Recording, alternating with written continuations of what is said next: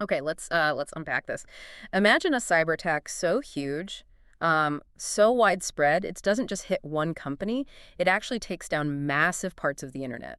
Suddenly, major sites like Twitter, Netflix, Spotify, they're just unreachable for tons of people. Yeah, and that wasn't just like a hypothetical. It really happened back in 2016. Right. And it was a massive wake-up call, wasn't it? Delivered by this piece of malware called Mirai.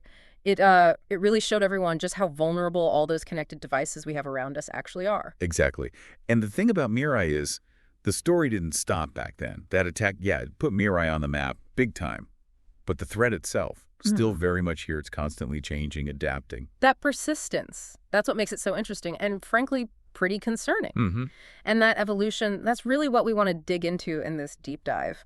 We've been looking at a whole collection of material that sort of traces Mirai's journey, from where it started, how it turned basic things like webcams and DVRs with weak passwords into weapons.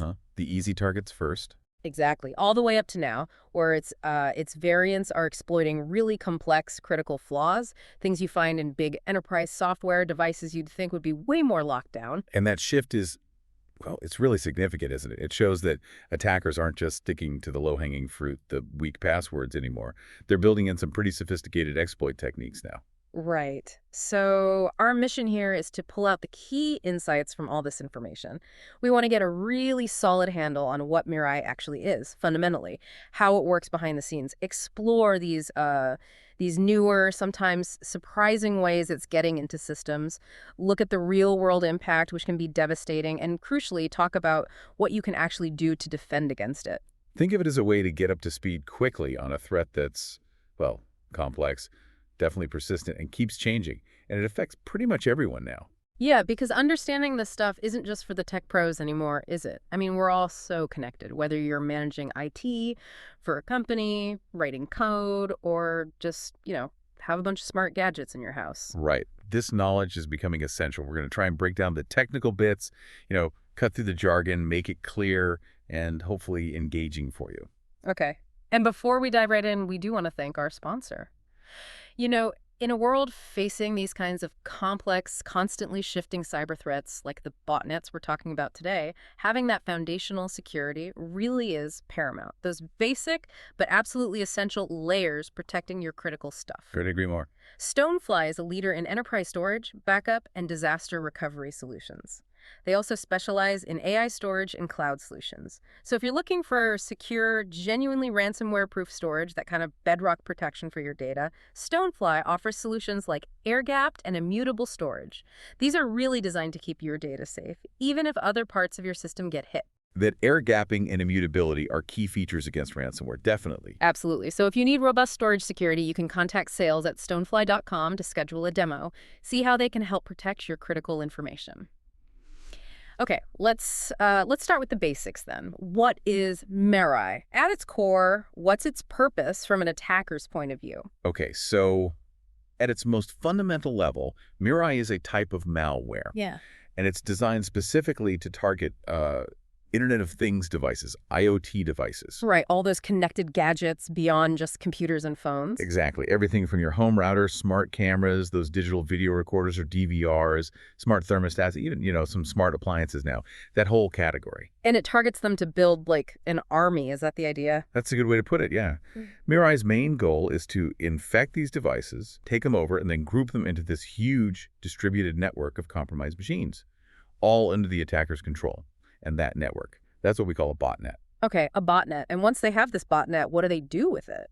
Well, the primary use, especially for Mirai historically, is to launch massive distributed denial of service attacks, DDoS attacks. Okay, DDoS. For anyone maybe less familiar, that's not about stealing data, is it? It's about overwhelming something. Exactly. Think of it like, imagine a shop with a door that can comfortably handle, say, 100 customers at once. A DDoS attack is like trying to force maybe tens of thousands or even millions of people through that same small door simultaneously. Right, gridlock. Total gridlock. It floods the target, Could be a website server, a network service, maybe even a piece of core internet infrastructure with just an overwhelming amount of traffic. So much traffic that legitimate users can't get through anymore. The service slows right down, becomes unresponsive, or just gets completely knocked offline. So why IoT devices specifically? When Mirai first showed up, what made them the perfect target? That's where Mirai was really clever, or maybe just opportunistic. Back around 2016, when it first appeared, the number of these IoT devices was just exploding. But the security around them was lagging way, way behind. Security was an afterthought. Often, yes, especially on consumer devices.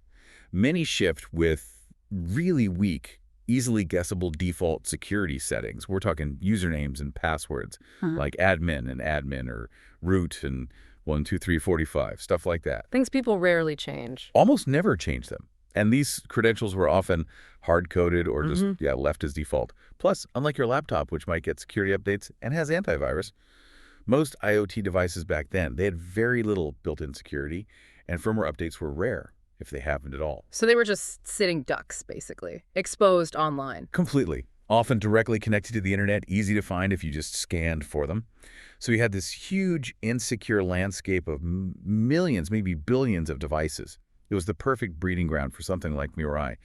It got famous precisely because it could leverage that massive insecurity on a scale nobody had really seen before. And then the thing that really poured gasoline on the fire was when its source code got released publicly, right? Yeah. Oh, absolutely. That was a total game changer.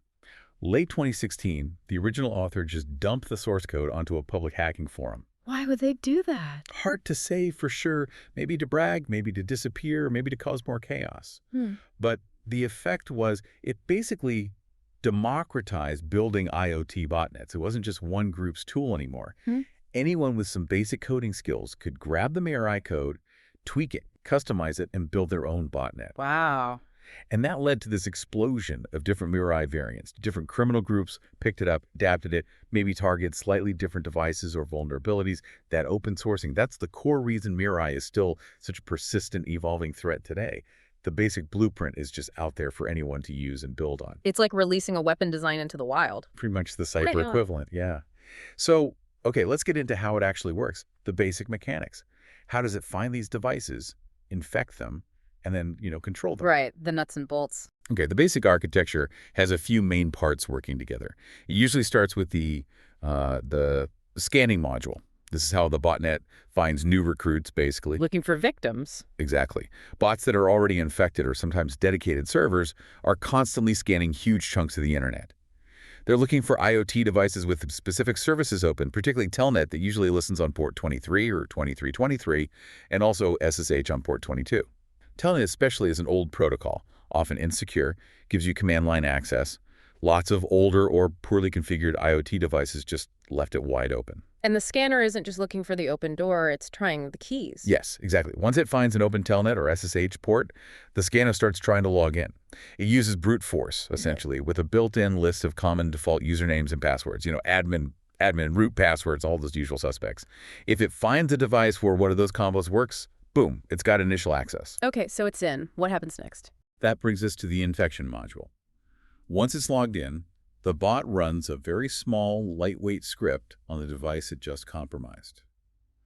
The main job of this script is just to download the actual Mirai malware payload from a remote server controlled by the attacker. Keeping it small because these devices aren't powerful. Right.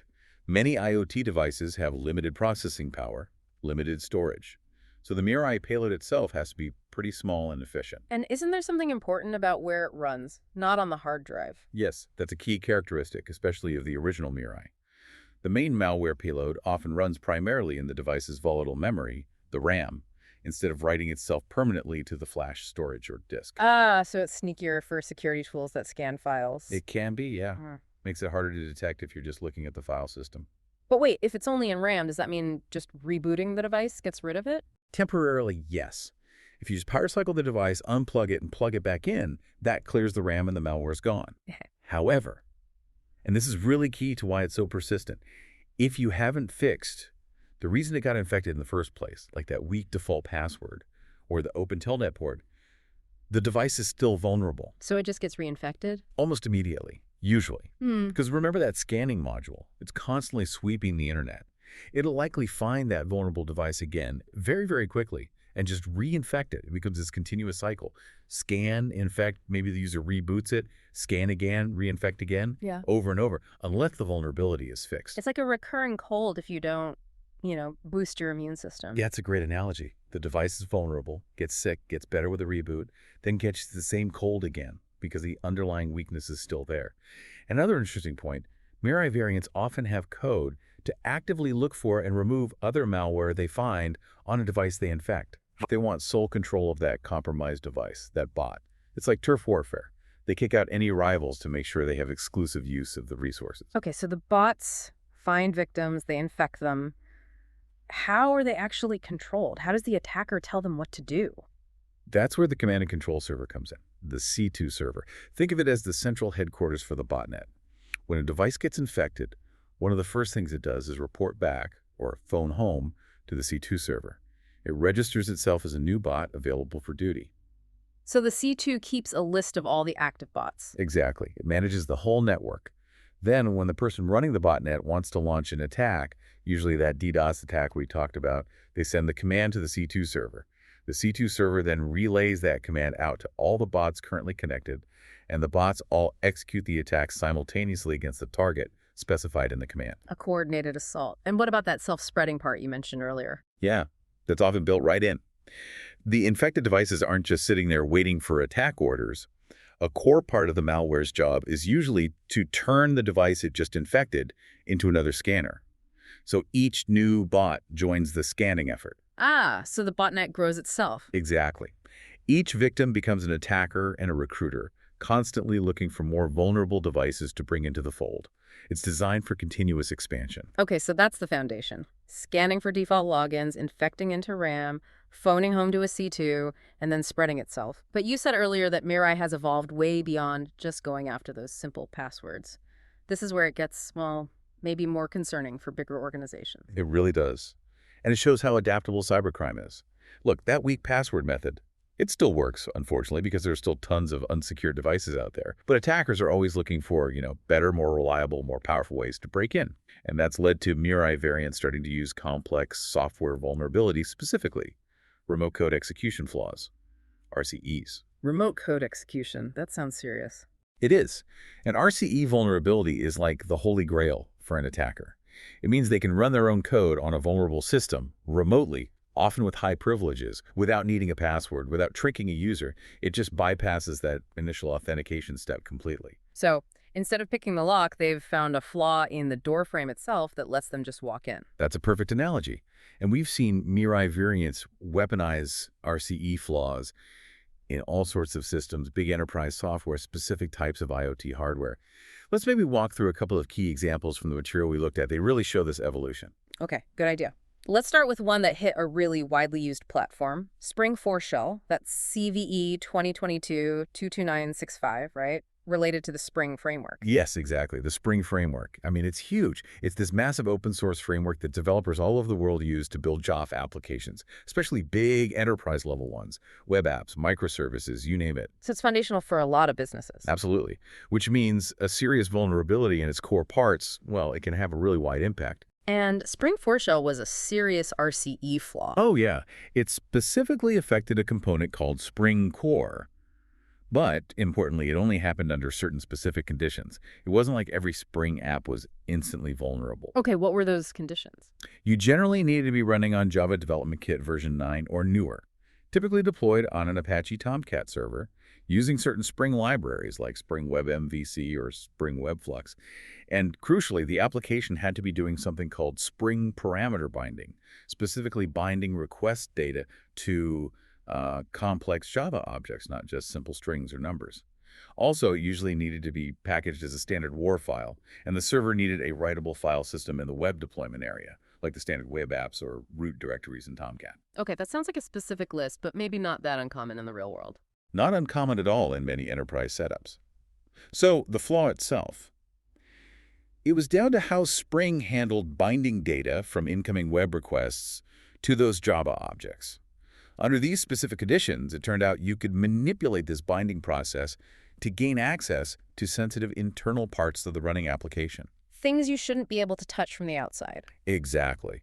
There was actually security logic already in place trying to prevent access to critical internal properties, especially things like class.classloader or class.protection domain, because messing with those could let you take over the application's behavior. Sounds like they knew it was dangerous. They did. But the flaw was a bypass. Attackers found that this protection wasn't quite complete. You could get around it by using a slightly different path to access the class loader, specifically class.module.classloader.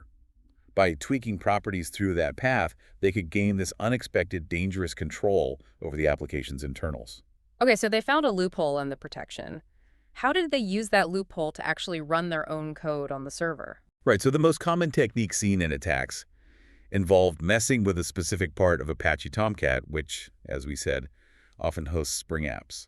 They went after something called the access log valve. The access log, like the file that records who visited the website. Exactly that component. The access log valve is responsible for writing those access log files, detailing all the incoming HTTP requests.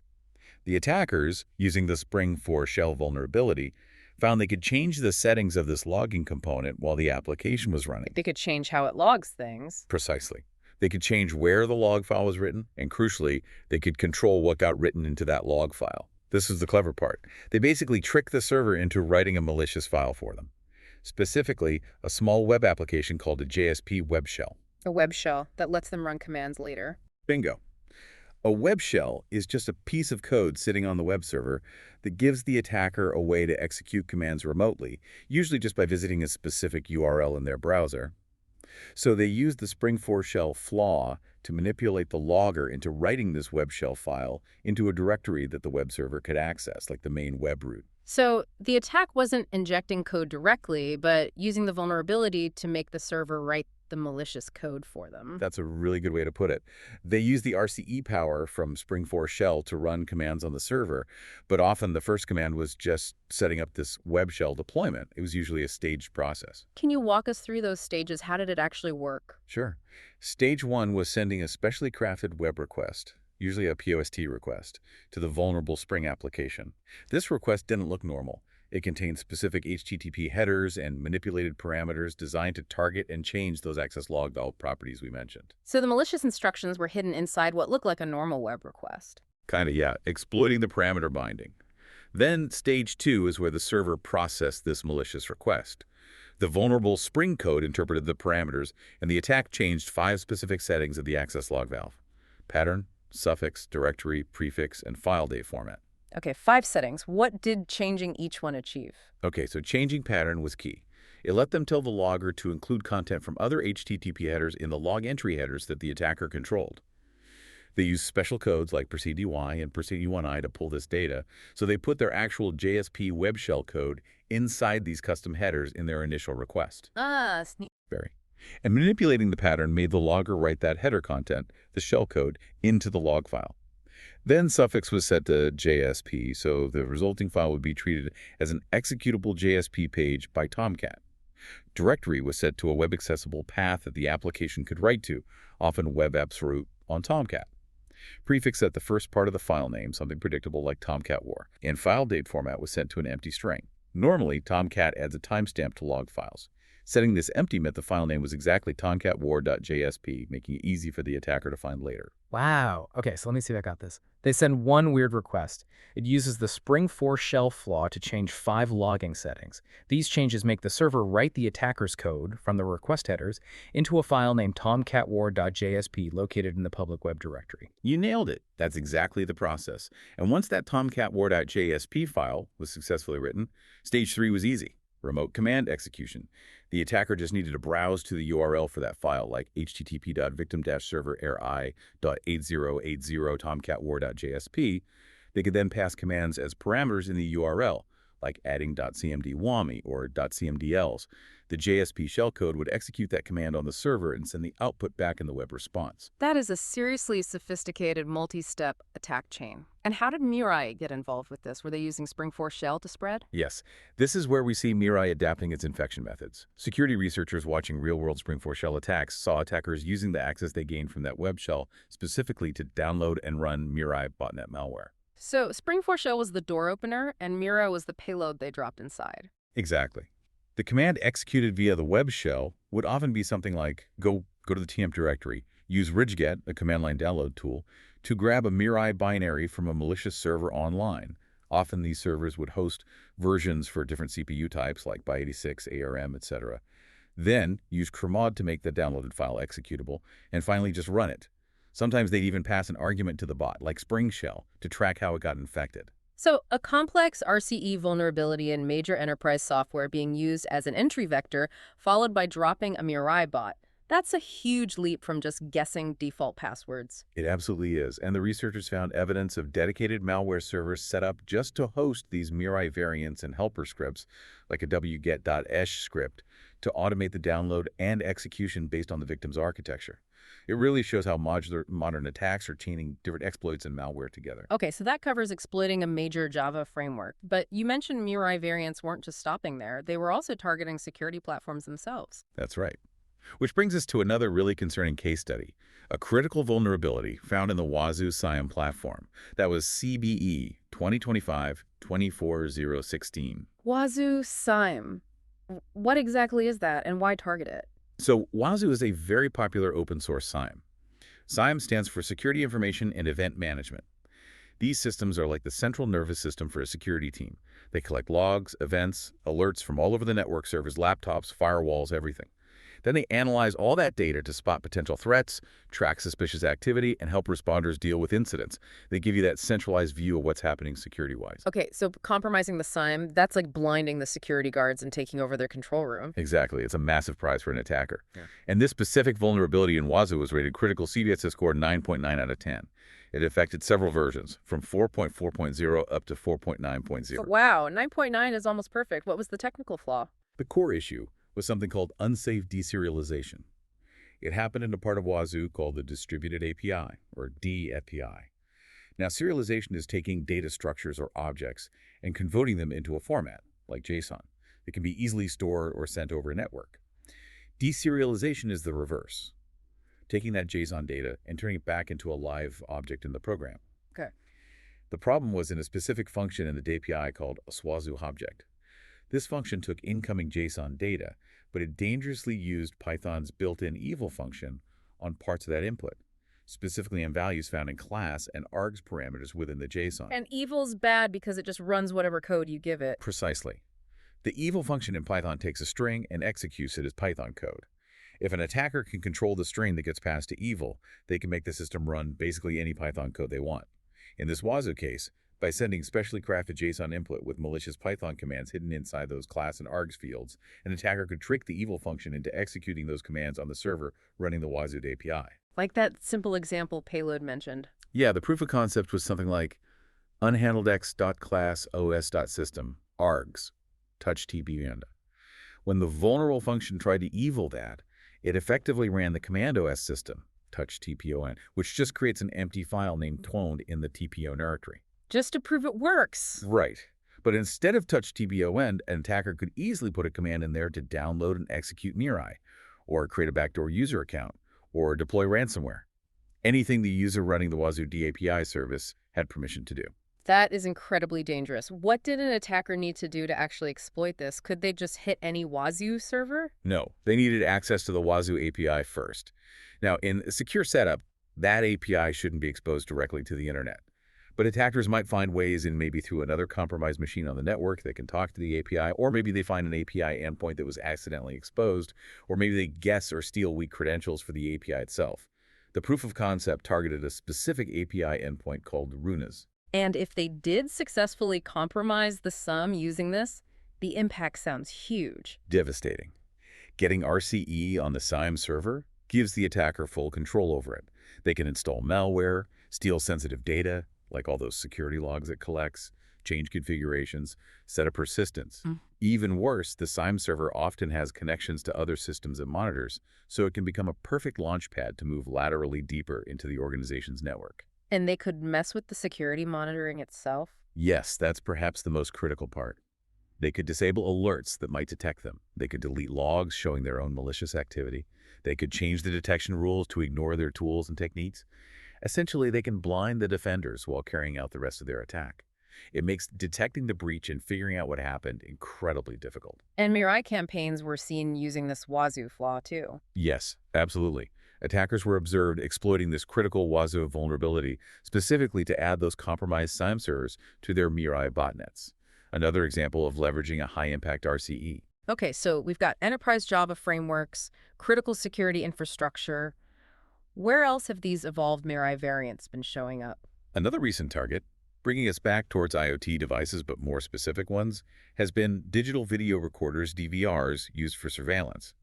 There was a remote command execution flaw found in certain DVR models from a brand called TBK, that's CVE 2024-3721. Right, DVRs, used everywhere, homes, businesses, public safety. Exactly.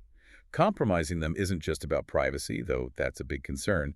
It's also a physical security risk, and they can be entry points into the networks they're connected to. This vulnerability in these TBK DVRs allowed attackers to run commands remotely.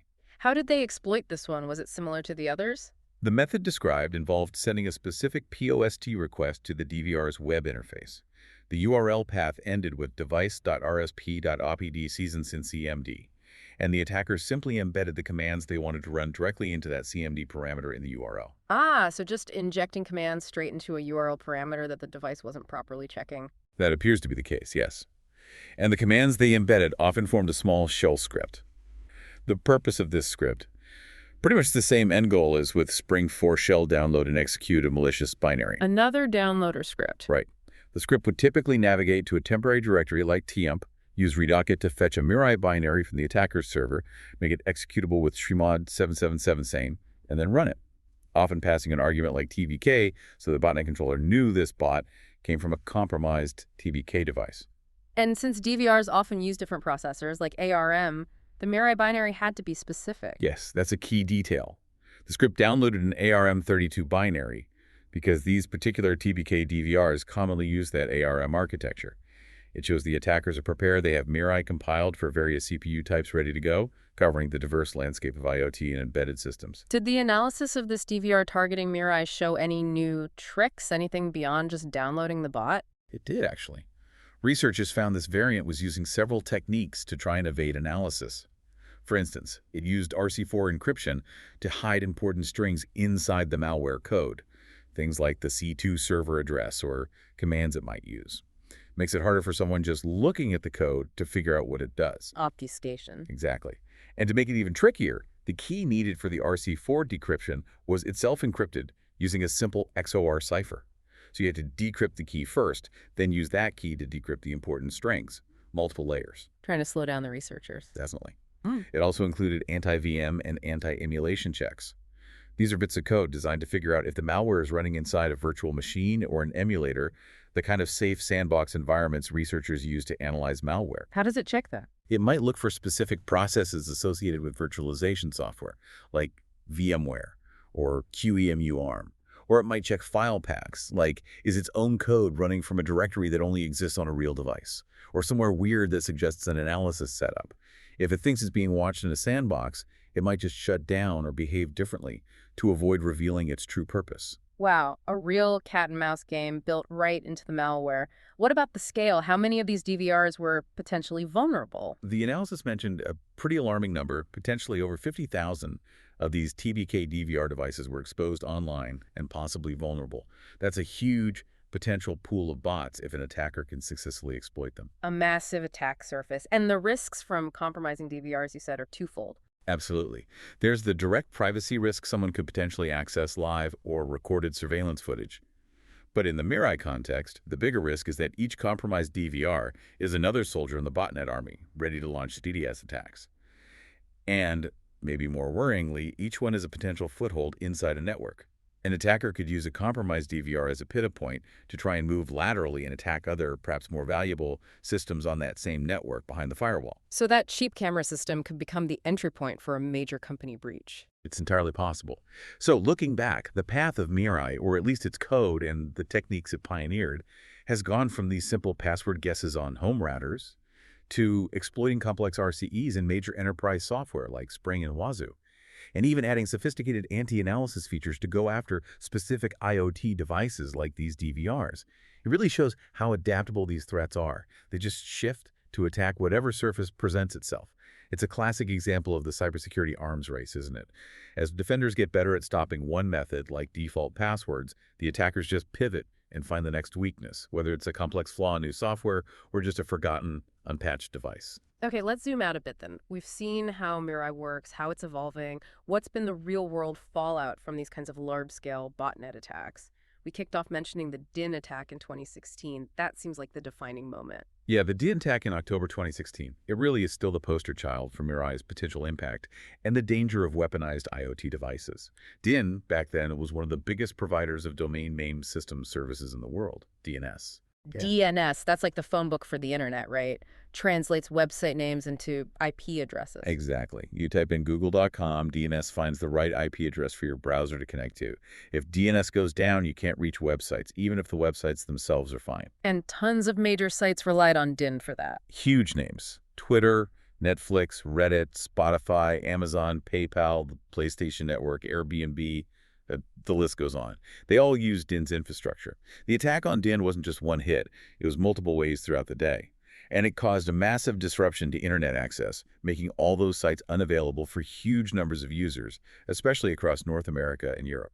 The scale of the attack was unprecedented at the time, wasn't it? It really was. The traffic hitting DIN servers peaked at something like 1.2 terabits per second.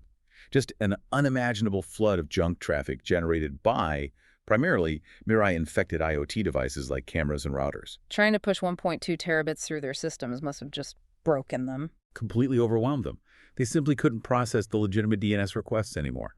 The consequences were immediate, widespread, affecting millions of people, countless online services all at once.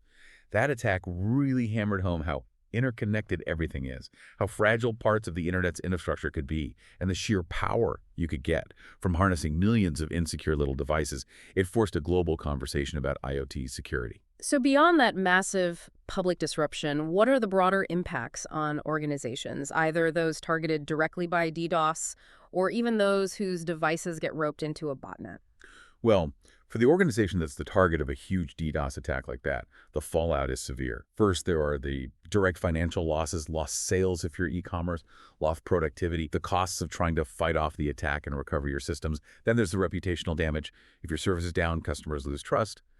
That can hurt your brand long term. And just operationally, dealing with an attack of that scale is a nightmare. It ties up your technical teams, diverts resources. It's hugely challenging. And what about the companies or individuals whose devices, maybe their DVRs or routers, get compromised and become part of the botnet? They're not the target, but they're contributing.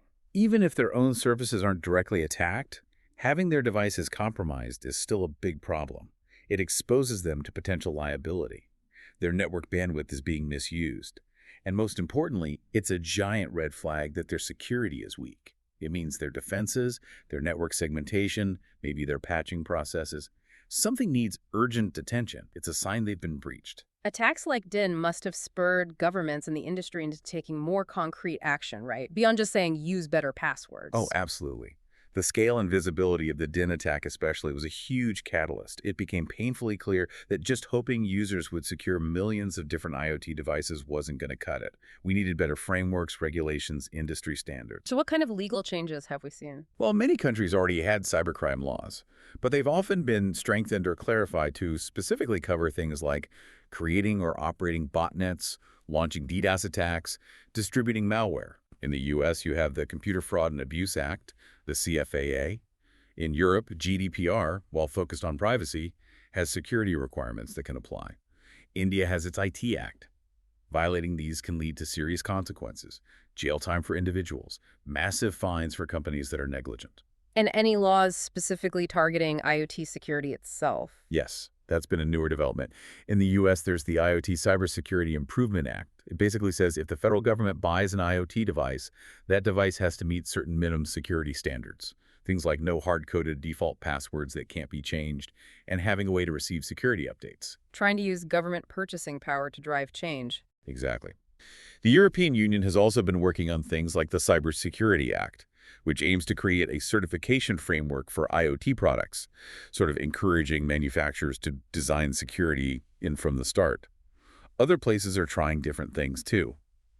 Japan apparently passed a law allowing authorities to ethically hack consumer IoT devices to find flaws and warn people. China's put more responsibility on manufacturers. It's a global effort, really. So a mix of sticks and carrots from governments. What about the industry itself? Have manufacturers stepped up? There has been movement, yeah. Though maybe not as fast or consistently as everyone would like. A big direct response to the original Mirai vector is that many big manufacturers have stopped shipping devices with those super common default passwords. Now, when you set up a new router or camera, it often forces you to create your own unique password right away. Closing that really wide open door. Exactly. It's a basic step, but it helps. Beyond that, we've seen huge growth in cloud-based DDoS mitigation services. Companies like Cloudflare, Akamai, AWS Shield, they offer services that basically sit in front of your website or network, absorb massive DDoS attacks, and filter out the bad traffic before it ever reaches you. Scrubbing centers, they call them sometimes. Right. And also, web application firewalls, or WFs, have become much more important. They're designed to inspect incoming web traffic and block known attack patterns, like the requests used to exploit Spring4Shell or that Wazuh API flaw we talked about. They act like smart filters right at the edge. And given that botnets are global, the C2 servers might be in one country, the bots in 100 others. International cooperation must be critical. Absolutely essential. You can't effectively fight a global threat from just one country. Law enforcement like the FBI needs to work closely with counterparts in other countries, with international bodies like Interpol, and crucially, with private cybersecurity companies who often have the best visibility into these threats. Sharing intelligence, tracking the criminals, coordinating takedowns of the C2 servers, and malware hosting sites across borders, that's the only way to really make a dent. Okay, so there's been progress on multiple fronts, legal, regulatory, industry tech, but clearly, as we saw with the recent vulnerabilities, the threat isn't gone. It just keeps evolving. It's a constant chase. Yeah. Defenders build a higher wall. Attackers find a new way over or around it. Which brings us to the really practical part for everyone listening. What are the key actionable things you can do right now to protect yourself, your home network, your organization against threats like these evolving Mirai variants? Okay, based on everything we've discussed, number one, without a doubt, is patching and updating. I really can't stress this enough. Keep everything up to date. Everything. Apply those software updates for things like Spring Framework, Spring Boot, Wazuh, as soon as the vendor releases a patch. Same for your IoT devices, routers, cameras, DVRs, smart plugs, whatever. Apply those firmware updates promptly. Manufacturers release them specifically to fix the vulnerabilities that attackers are actively exploiting. Don't put it off. Just do it. Okay, what's number 2? Number 2, addressing that original Mirai method. Secure your credentials. Change any default usernames and passwords on all your IoT devices immediately when you first set them up. Use strong, unique passwords for each device. Don't reuse passwords. Don't use password 123. This basic hygiene is still a massive barrier against automated scanning attacks. Simple, but still so important. What else? Third, especially for businesses or even more complex home networks, network segmentation. This means putting your IoT devices on their own separate network, maybe guest network or what's called a VLAN. Keep them logically isolated from your main network where your computers with sensitive data, your work laptops, your main servers reside. Why does that help? Because if one of those IoT devices does get compromised, the segmentation acts like a firewall. The attacker might control the camera, but they can't easily jump from that camera network straight onto your primary network to attack your file server or your laptop. It contains the breach. Building internal walls. Makes sense. Anything else? Fourth is monitoring. You need some visibility into what's happening on your network. Look for weird traffic patterns. Is your smart thermostat suddenly sending out huge amounts of data? That's not normal. Could be part of a DDoS. For servers running apps like Spring or Wazuh, you need to monitor API traffic, look at application logs. Are you seeing strange requests? Lots of failed logins, error messages related to things like deserialization. These can be early warning signs of an attack attempt. Catching it early. And fifth? Fifth is leveraging those protective technologies. If you run any kind of public-facing website or service, you absolutely need DAS protection in place. And a good web application firewall, WAF, is essential to filter incoming requests and block common exploit techniques before they even reach your vulnerable application. These tools are your frontline defenses. Okay, so patch, secure passwords, segment the network, monitor traffic, and use protection like DDoS mitigation and WAFs. That's a solid defensive strategy. Looking ahead, though, what are the ongoing challenges? This arms race isn't stopping, is it? Definitely not. The attackers are constantly improving their game. We saw examples like the encryption and the anti-analysis checks in that DVR Mirai variant. They're actively working to make their malware harder to detect, harder to reverse engineer.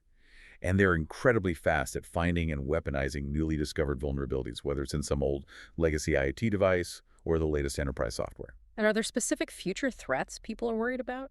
Well, the material hints at a couple of things.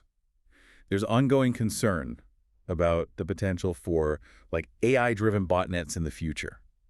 Bots that could potentially learn and adapt their attacks on the fly, maybe find vulnerabilities autonomously much faster than humans can. That's a bit further out, perhaps. Sounds scary. Yeah. And longer term, there's the whole discussion around quantum computing and its potential to break current encryption standards. That would be a fundamental shift, but again, likely not an immediate threat tomorrow. More of a horizon issue we need to prepare for. And the challenge of just the sheer number of insecure devices still out there globally. That's a huge ongoing problem. The lack of consistent, enforced global security standards for IoT means millions, maybe billions, of vulnerable devices keep getting connected, providing that fuel for botnets. Tackling this really needs more coordinated international effort on regulations and frameworks. Botnets don't care about borders, so our defenses have to be global too. So that multi-layered defense strategy you outlined is really the only way forward. It has to be. You need strong defenses at the network edge, firewalls, intrusion detection. You need better threat detection inside the network, maybe using machine learning or AI to spot subtle anomalies. And crucially, we need security built into devices from the very start, security by design, not bolted on later. And that global cooperation piece. Absolutely. Sharing threat intel faster, coordinating takedowns, pursuing legal action across borders, it's all essential to stay even slightly ahead in this game. Okay, well, this has been a really comprehensive look at a threat that's both fascinating and pretty sobering. We've followed Mirai from its, relatively simple start exploiting bad passwords all the way to its current evolution using complex RCEs against major software and specific devices like DVRs. We saw the kind of impact it can have with the DIN attack, and we've covered the essential defense strategies.